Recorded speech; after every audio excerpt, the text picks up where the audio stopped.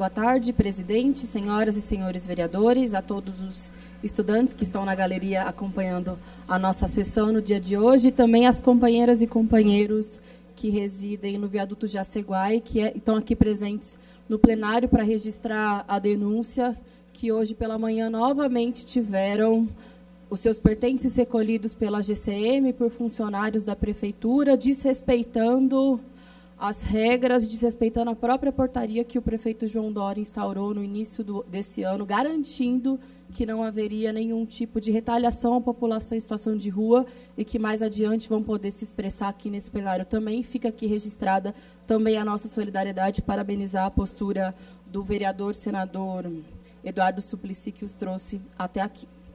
Bom, gente, anteontem foi proposta aqui na Câmara de Vereadores que nós façamos uma moção de repúdio ao Queer Museu que foi feito na cidade de Porto Alegre.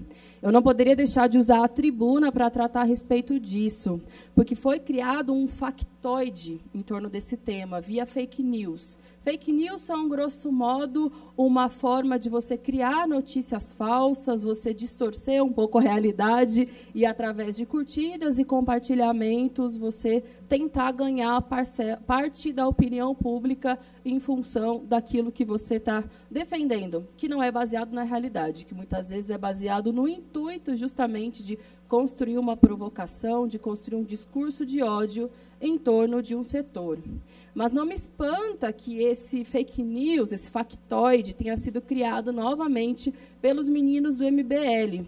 E eles têm se empenhado muito no último período em se construir com base nisso. Os meninos do MBL surgiram num cenário de indignação com a corrupção que tomava conta do país. E eles, de fato, cresceram muito em torno disso, principalmente em 2015, em 2016. Mas, nesse momento, eles vivem o que eu chamo de crise de identidade, porque eles perderam a condição moral e a condição política de colocar como principal tema a corrupção. Porque, afinal de contas, ficou cada vez mais evidente que eles mesmos são relacionados a políticos que são amplamente conhecidos como pessoas corruptas, como, por exemplo, o próprio Michel Temer, nosso presidente da República, com 4% de aprovação pela população brasileira, que todo mundo está cansado de saber, está enlameado em esquemas mil. Como, por exemplo, o próprio Cunha, que ainda bem não é mais presidente do Congresso Federal, mas que era um dos principais nomes adorados por esse grupelho. Ou mesmo o próprio Aécio Neves, que até então era presidente do próprio PSDB e que também todo mundo está cansado de saber, não vale muita coisa e também estava relacionado com os meninos do MBL. Por isso, eles foram obrigados a mudar um pouco o seu discurso, né? Dar um cavalo de pau para tentar ter algum tipo de identificação com algum tipo de pauta. E agora eles estão se aliando com o que há de mais conservador, intolerante e preconceituoso da sociedade, que é para tentar ganhar essa franja da sociedade que, infelizmente, existe no Brasil, né? Que são de pessoas que, muitas vezes, se alinham com um discurso preconceituoso, intolerante, e muitas vezes é por pura ignorância e desconhecimento do que representam os setores oprimidos da sociedade. Bem, é estranho, porque eles se utilizam de um argumento da suposta moralidade. Dizem que o que houve naquela exposição foi pedofilia, mas, pelo amor de Deus, não houve pedofilia, isso não sou eu que estou dizendo. Quem disse foi o Júlio Almeida, que é promotor da infância e da juventude de Porto Alegre, que foi com os seus próprios olhos assistir, observar a exposição e identificou que não existe nada de errado, nenhum ferimento à lei. Mas eles utilizam esse argumento de moralidade, na verdade, para esconder a real imoralidade, que é se envolver com esses setores que destroem o país e que estão envolvidos em corrupção. Então, eles tacam a imoralidade para a população LGBT para esconder a sua própria imoralidade, que é não representar, de fato, a população brasileira como deveriam.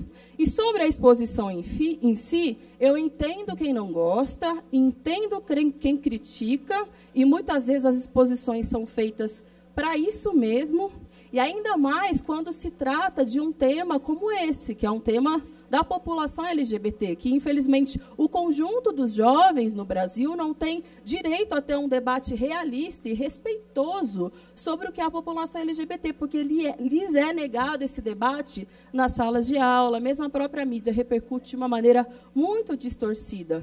Mas, meus caros, se eu não gosto de algo, eu simplesmente não vejo. Se eu não gosto, eu não vou até a exposição. Mas isso não me dá o direito de intimidar e perseguir os profissionais que estão envolvidos com essa exposição. E foi isso que aconteceu na cidade de Porto Alegre. Os trabalhadores do Santander Cultural foram ameaçados, os expositores e as pessoas que foram visitar tiveram fotografias registradas e expostas na internet, chamando esses pais e mães de família de pedófilos. Isso é um grande absurdo. E nós, aqui da Câmara, não podemos ser cúmplices disso, não podemos ser cúmplices dessa intolerância e, ainda mais, endossar com uma nota de repúdio, como foi proposto.